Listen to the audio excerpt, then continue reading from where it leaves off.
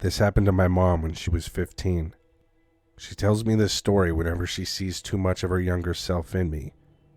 She made some unwise choices as a kid, and I'll admit I can be guilty of that as well.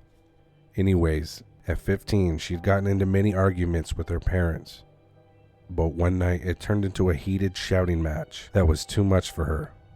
She started packing her belongings to leave. She admits she didn't have a plan where she would go. She just needed to get away. She packed what she could in her backpack and walked out the door.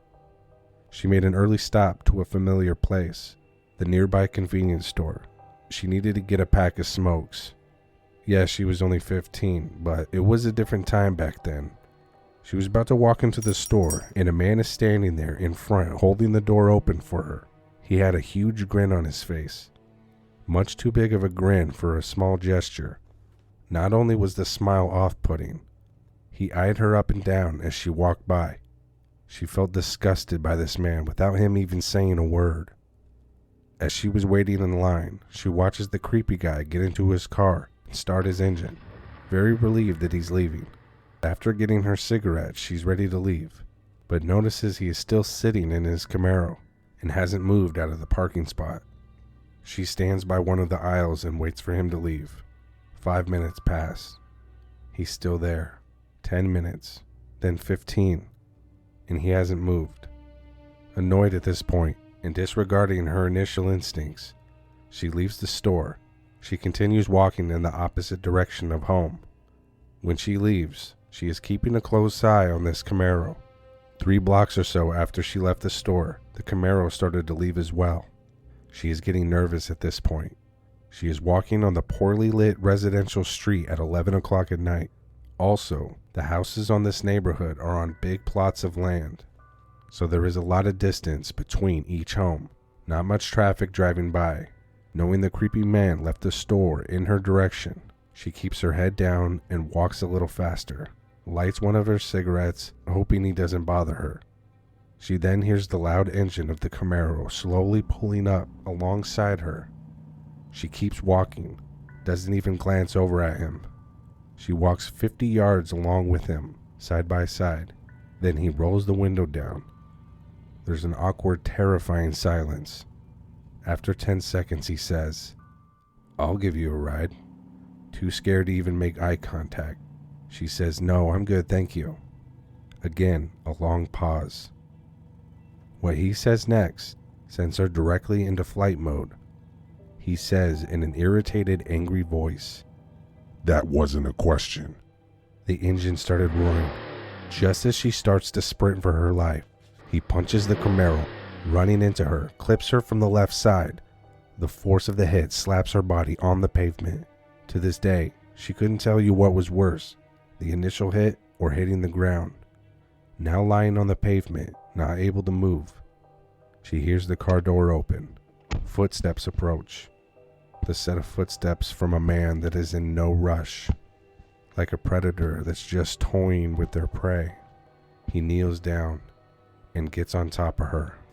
He leans in and gets face to face with her, whispers in her ear, "You're coming with me." Now, call this next part what you want, but I say it's a combination of divine intervention and extreme bravery on her part. On the ground right next to her is her half-smoked cigarette. Very subtly, she grabs it with her right hand. Once she has it, she grabs the back of his neck with her left hand, not allowing him to leave her grasp. She then drills the lit cigarette into the side of his neck. He lets off a scream of torture. She wastes no time, kneeing him in the balls. He's completely incapacitated. At this point, she gets up to run away, but with being run over, she feels like she's moving in slow motion. Nonetheless, she keeps moving as fast as she can, running through people's yards where a Camaro can't follow. Now, unlike 5 minutes ago, she knows exactly where she's going. Any disagreement she had with her parents at this point seem less than nothing. The man doesn't chase her. She gets home and goes straight to her room. The shortest runaway from home story in history she now jokes about. I've asked her why she never told anyone about this when it happened. She didn't even tell her parents. She said it was her first time out in the world acting like an adult, and it almost got her killed. She viewed it as a failure, but I always admired her bravery and toughness that she showed. If the same scenario happened to me, I'm not sure I'd make it out alive. I love my mom, and it's my favorite story she's ever told.